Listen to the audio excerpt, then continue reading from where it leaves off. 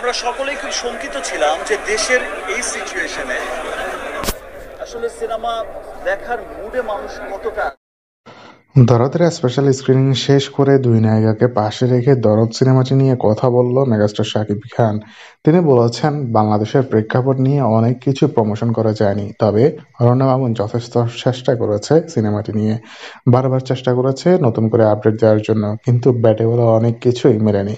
আপনারা সবাই অরণ্য মামুনকে সাপোর্ট করবেন, দূরে ঠেলে দিবেন না, কারণ ও চেষ্টা করেছে এবং কি বাজেটও বৃদ্ধি করেছে দিনের পর দিন। অরণ্য মামুন বেশ দরদ দিয়ে সিনেমাটি বানিয়েছেন, এরকমই কিছু মন্তব্য করেছে মেগাস্টার শাকিব খান।